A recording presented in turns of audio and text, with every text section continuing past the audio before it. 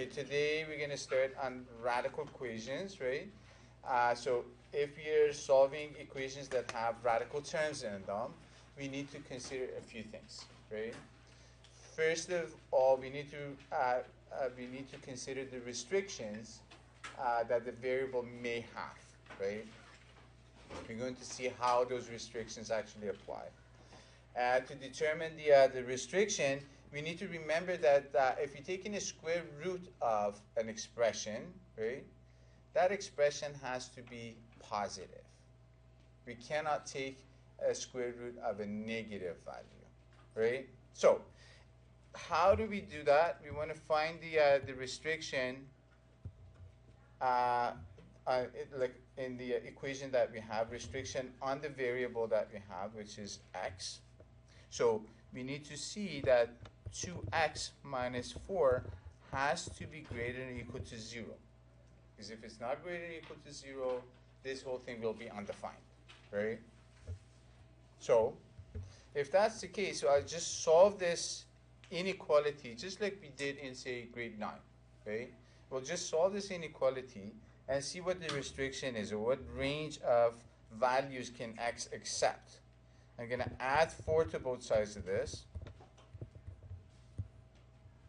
And I end up with 2x is greater than or equal to positive 4. Then I'm going to add both sides by positive 2, so it doesn't change the direction of the inequality. So I end up with x is greater than or equal to 2. If I were to sketch that on the number line, I'm going to draw a number line. Say, suppose this is my 0 and 2 is here, right? Greater than or equal to 2, I'm going to need a solid dot, and I'm going to draw an arrow towards the positive side. So that would be the restriction on variable x in the equation that we're looking at. So x cannot take any value less than 2, but it can take any value above 2. Okay. Now, that was an equation with one radical term. We can look at equations with 2 radical terms and determine the restriction on the variable just the same way. Just the same way. In the first one that we had one term under the radical, and by looking at say the fact that this term has to be greater or equal to 0, we determine the restriction. Here we have 2 of them. Like, okay, 5x plus 2 would have to be greater or equal to 0, and 3 minus x would have to be greater or equal to 0. I'm going to solve both inequalities, and I'm going to see what range x should be. I go, okay, subtract 2 from both sides of the first inequality. I get 5x would have to be greater than or equal to negative 2. I can divide both sides of this inequality by 5. Then I get x is greater than or equal to negative 2/5. Okay, so that's 1. The second one, I do the same thing. Okay, I'm going to add x to both sides of this. So this becomes 3 has to be greater than or equal to x, or in other words, x is less than or equal to 3. So now I have the restrictions for both of those radical terms. I'm going to put it on the number line just like what I did with the previous question. I'm going to go, okay, if this is my 0 on the number line, negative 2/5, if this is 1, negative 2/5 would be, say, somewhere about here. So this is my negative 2/5. X would have to be greater than or equal to that value. So I'm looking at this one. Then with the second radical term that I had, x would have to be less than or equal to 3. Say 3 would end up to be here. Less than or equal to 3, so I'm looking at the range that would be this way. Right? Now, okay, what is the acceptable? The acceptable, say, values that x can have are greater than negative 2/5, right? Greater than negative 2/5, but less than 3. So we're looking at this overlap here. So the overlap is the acceptable part. This is the part. So anything that is greater than negative 2/5 and less than positive 3 is acceptable value for x based on the information that we have. So that's what I'm going to state. Okay, x would have to be less than or equal to 3, greater than or equal to negative 2/5. And that's the restriction on x that we have. Fair enough?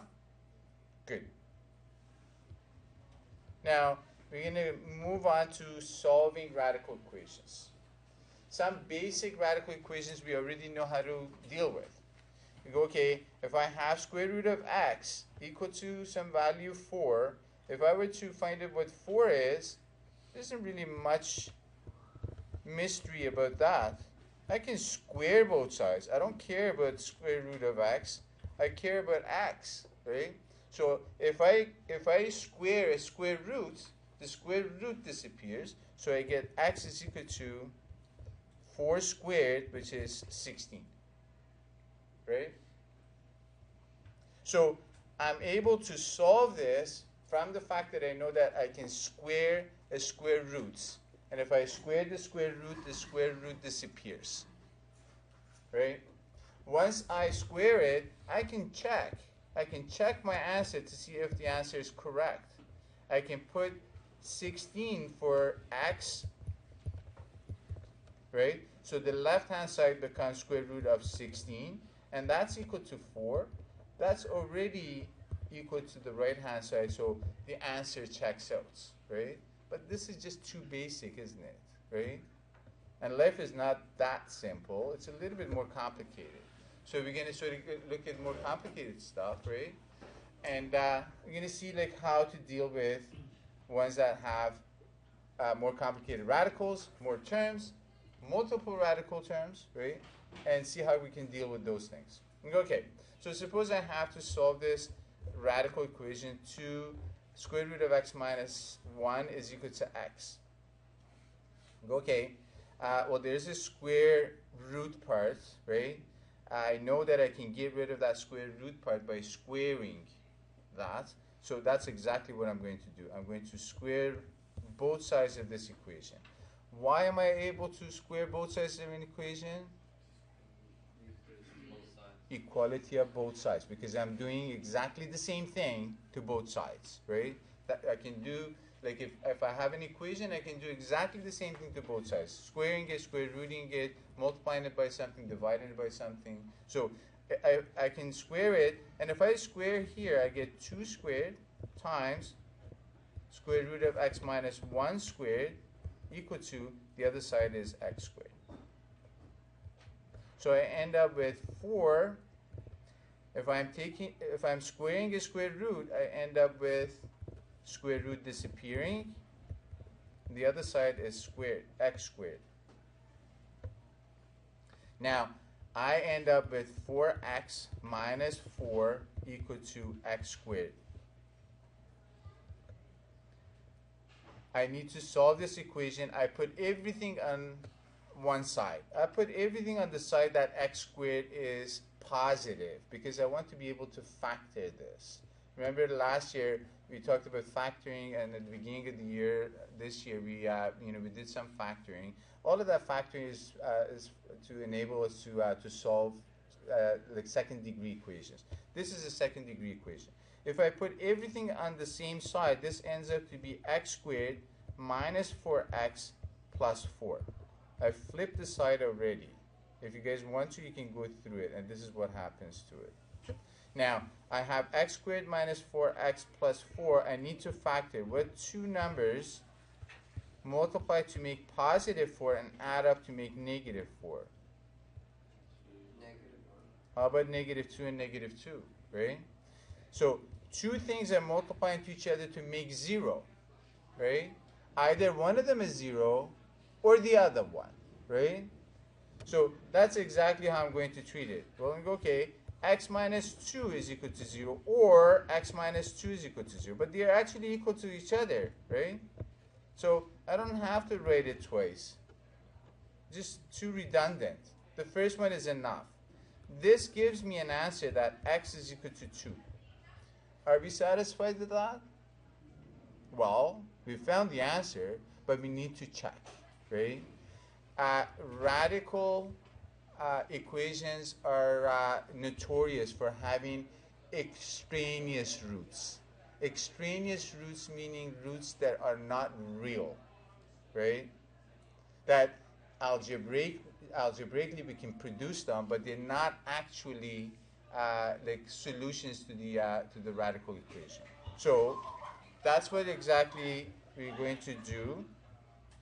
So to avoid any issues later on, we check the answer. How do we check it? We're going to take that x equal to 2, and we're going to plug it into our original equation. 2 square root of x minus 1 equal to x. So we end up with 2 square root of 2 minus 1. We want to find out, this is the left-hand side, right? We want to find out if it's equal to the right-hand side, which is x, and we're going to replace it with 2. So this becomes 2 square root of 1. Is that equal to 2? Yes, 2 is equal to 2. And that checks out. So our answer is correct. We're going to put a box around it, right? If that answer didn't check out, or if it hadn't checked out, then we would put reject right next to it, right? And we'll see later on that, yeah, there are a lot of roots that we need to reject. Okay, you guys try this one. Go ahead and try this one. So now we're going to look at another equation. This equation is 7 plus square root of 3x is equal to square root of 5x plus 4 plus 5, right? And we want to solve this with the same sort of techniques that we had, but this one is a little bit different. This one is a little bit different. I have 2 square root terms, but I also have 2 non-square root terms, right? So I need to simplify this, and I need to sort of go back to a lot of things that we've done before. So I'm going to take negative 5 or subtract negative 5 from both sides of this equation. That way, it kind of consolidates the whole numbers on one side, on the left side. So I get 2 plus square root of 3x is equal to square root of 5x plus 4. Now, this way I have one radical term on the right-hand side, which is square root of 5x plus 4. And I have a radical term and a non-radical term on the left-hand side. Okay? I can square both sides of this and free this part, the part that's on the right-hand side, from the radical. And that's exactly what I'm going to do. Square the right side and square the left side.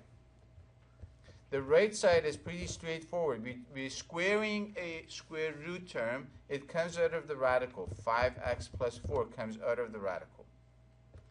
The left side is not as easy. This is a binomial, and squaring a binomial produces 3 different terms. Just remember, like a recall of things that we've done before. Say if we have a plus b squared, if I have a binomial and I square it, I have the square of the first term plus twice the product of the first and second term plus the square of the second term. So if that's the case, with this binomial that I have here, which is 2 plus square root of 3x, if I square this binomial, I get 2 squared plus twice the product of 2 and square root of 3x plus square root of 3x squared. Going, like following the same sort of pattern. So the left side becomes 4 plus 4 square root of 3x plus squaring the square root takes it out of the square root, we get 3x, and the right side becomes 5x plus 4. So now I have a whole bunch of non-square terms, or non-square root terms, and one square root term. I'm going to keep the square root term on one side, put everything else on the opposite side. So I'm going to take negative, I'm going to subtract 4 from the left side, and I'm going to subtract 3x from the left side. I'm going to do exactly the same thing to the right side. So I get rid of positive 4 and 3x on the left side. I'm basically isolating the radical term. So 4 square root of 3x is isolated on the left side. And go to the right side and simplify it. So I end up with 5x minus 3x, I get 2x. 4 minus 4 is equal to 0. So I end up with square root of 4 square root of 3x is equal to 2x. I'm going to isolate it further. I'm going to divide both sides by 4. And I end up with square root of 3x is equal to quarter of x. Or sorry, 1/2 x. 1/2 x. So I end up with 1/2 x. Okay, so now I have it very similar to like those first ones that we did. Simple radical term on one side and simple term on the right, on the opposite side. So all I'm going to do is square both sides of this and hope for the best, right? So that's what I'm going to do. Square both sides. Squaring a square root term comes like frees the square root term from the radical, so I get 3x is equal to. On the other side, if I square 1/2, I get 1 over 2 squared, which is 1/4 of x squared. Now that I have everything, I'm going to put everything on one side. So I'm going to go 1/4 x squared. I'm going to take this 3x and put it on the other side. It becomes negative. So negative 3x, and that's equal to 0. This implies that I can take a factor because I have an x squared and I have an x, so x is a common factor between these two. I can take a factor of this, and I get, okay, 1/4 of x minus 3 is the other factor. I have two things that multiply to each other, and this product is equal to 0. Either one of them is 0 or the other one. And in math, the or is inclusive. So x can be 0. That's one answer. Or 1/4 of an x minus 3 is equal to 0. The first one is pretty straightforward. That's fine. We understand that. There's nothing wrong with that, right? The second one, okay, 1/4 of x, I'm going to add 3 to both sides of this equation, is equal to 3, right? Maybe I should write that. Then I'm going to multiply both sides of this by 4 because this is a division by 4. I want to get rid of that multiple or that division by 4 of x. I want to isolate x. The left side becomes x. The right side becomes 3 times 4, which is 12. So I get two answers. Are they both right? I don't know. We check. We check, right? That's part and parcel of any equation solving that we have. We need to check the solution at the end. We go, okay, I have x equal to 0, right? I'm going to plug it back into the original equation that we had. The original equation was, we had what? What was the original equation? I don't have it. 7 plus square root of, for x I put 0, is equal to square root of 5 bracket 0 plus 4 plus 5. And you're going to look at this. 3 times 0 cancels out. The left side is equal to 7. 5 times 0 is 0. This becomes square root of 4 plus 5. So it's 7 is equal to 2 plus 5 on the right hand side. 7 equal to 7, and it checks out. So x equal to 0 is the solution, and it checks out. So I want you guys to check the other root that we have. So based on checking both roots, we find out that x equal to 0 is a root and x equal to 12 is a root. Yeah? Okay, and then we can get to slightly uglier stuff, right? I'm going to go through this one as quick as I can, right? We're looking at a radical equation that has two radical terms, right? And a non-radical term.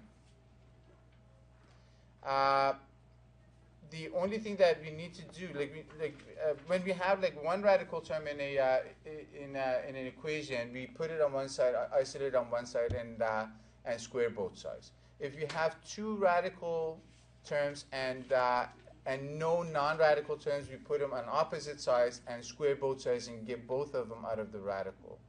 If you have two radical terms and one non-radical term, keep one on one side, keep the other one on the opposite side.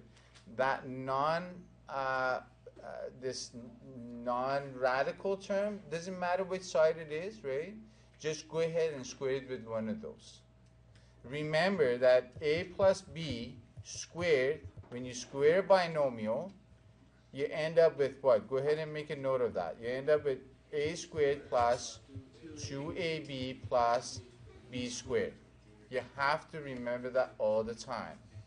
So if we square both sides of this radical equation, we end up with square root of 5x minus 9 squared is equal to square root of x plus 4 plus 1 squared. The left side is a straightforward squaring a square root. So all it does, it just makes that square root disappear. It becomes a 5x minus 9. The right side goes back to this idea of squaring a binomial.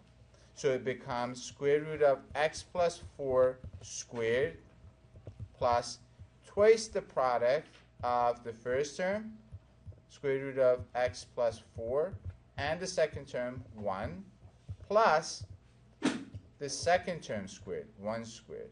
So now you need to simplify the right-hand side. The left side stays the same. Right-hand side, the first one gets rid of one of those radicals. So squaring a square root term, we get x plus 4, plus twice the product becomes a 2 square root of x plus 4, plus 1 squared. Now if we look back at this thing, we go, okay, oh wow, by doing that, what we did, we got rid of one of the radical terms that we had in the original equation. Now we only have one radical term, keep it on one side, put everything else on the opposite side, right?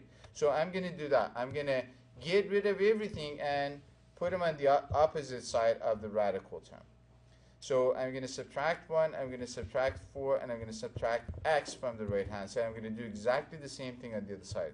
Subtract x, subtract 4, and subtract 1.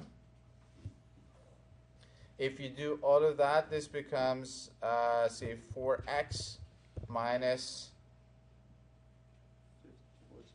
14 is equal to, all of the non-radical terms cancel out of the right side, 2 square root of x plus 4. Then we go, okay, all of these terms are divisible by 2, right? So I'm going to divide everything by 2. If we divide everything by 2, we get 2x minus 7 is equal to square root of x plus 4. Now we go back to one of those sort of original things that we did. We go, okay, if we go ahead and square both sides of this, again, the radical term squares, and we have a binomial on the left-hand side that squares. I'm going to write it again. We're going to remember that a plus b squared is equal to, go ahead, say it with me, a squared plus 2ab plus b squared.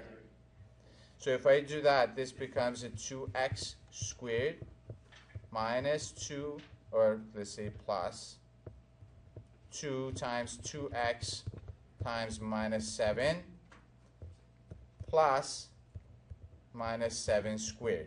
That's on the left-hand side. The right-hand side is pretty straightforward. Square in a square root just gets rid of the square roots. Simplify, we end up with 4x squared minus 28x plus 49 is equal to x plus 4. All right. We've done quite a bit of work. Just a couple more steps. We're going to put everything on the left side. I'm going to subtract x and subtract 4 from the right side. Subtract x and subtract 4 on the left side to balance it. We get rid of everything on the right side. We end up with 4x squared minus 29x plus 45 is equal to 0. Now we saw that if we can factor something like this, we can say each factor is equal to 0 and then solve it, right?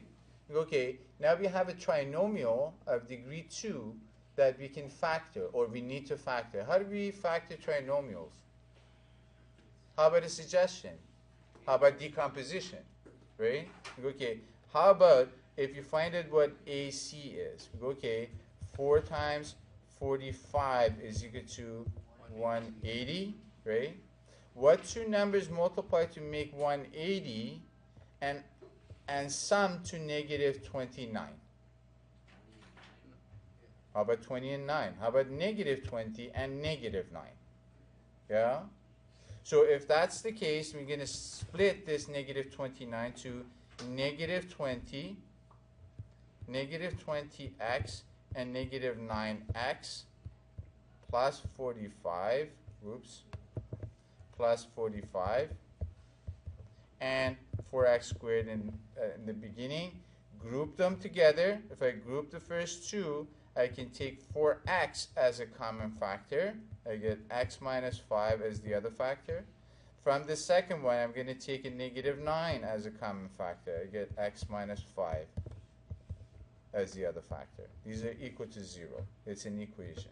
So I end up with x minus 5 times 4x minus 9 is equal to 0. Okay? What does that tell me? That tells me that I have two roots for this, or two answers for this. X minus 5 can be equal to 0, which suggests that x is equal to 5. And 4x minus 9 is equal to 0, which suggests that x is equal to 9 over 4. Can we see that it is 9 over 4? Yeah?